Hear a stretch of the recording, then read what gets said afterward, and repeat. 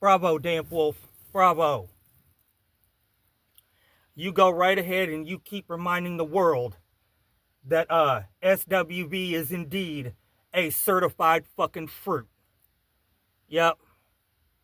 He's right up there with Ellen Turd and the Brister and Dirt Nap and Mike May and, well, I'll just be honest, folks. If I can't remember all the fucking fruits, that's because I'm not a fucking fruit. So yeah, SWV, fuck that fucking fruit. I've never in my life set foot in a gay bar. Not never, not one fucking time.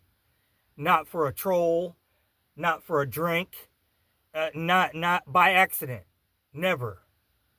This fucking clown accidentally walks into two of them. Okay, guy. Okay.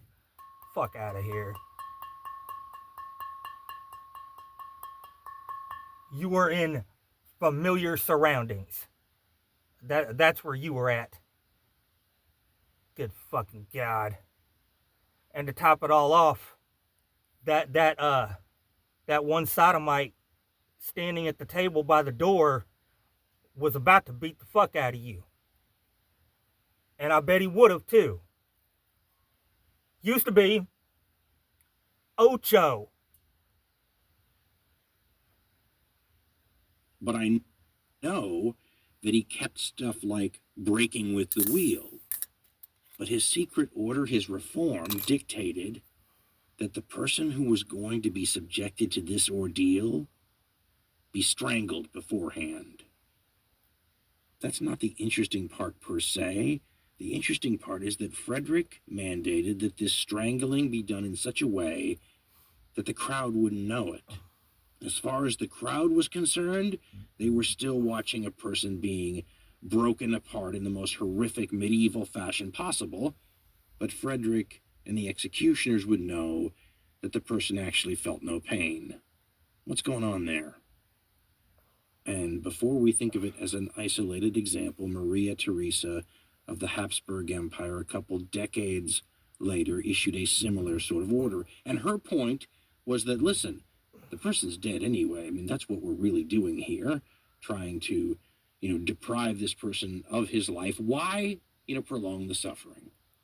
But then why keep the strangling secret?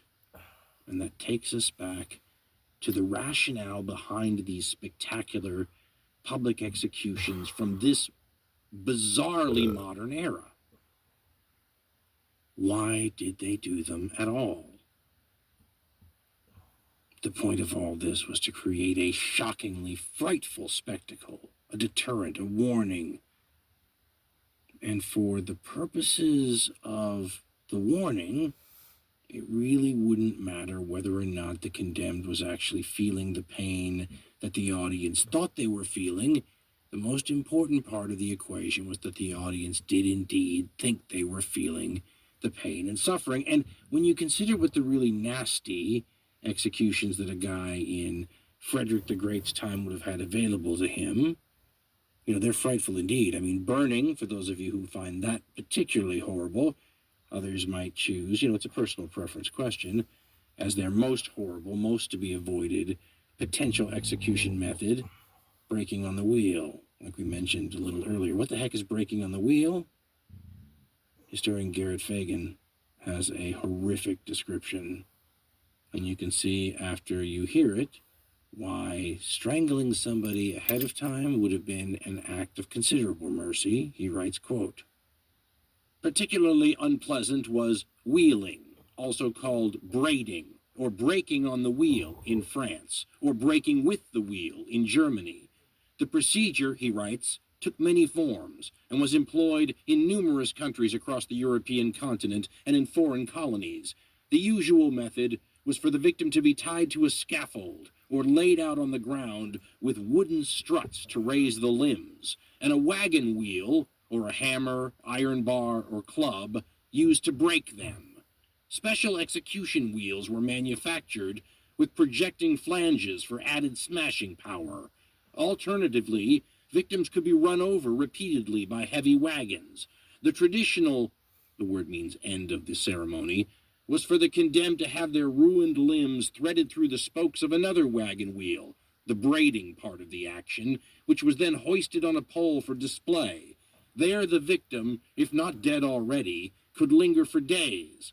A harrowing eyewitness account from a 1607 execution reports how the victim was transformed, quote, into a sort of huge screaming puppet, writhing in rivulets of blood, a puppet with 4 tentacles, like a sea monster of raw, slimy, and shapeless flesh, mixed with the splinters of smashed bones, end quote.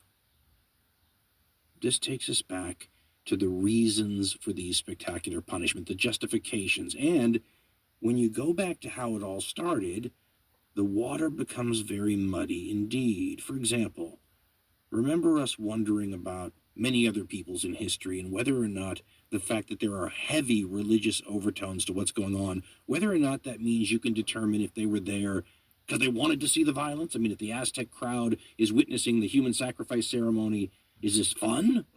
Or is this a form of piety, right? Hard to tell. The waters are very muddied. In the Europe preceding the period we're talking about here, the same thing is true.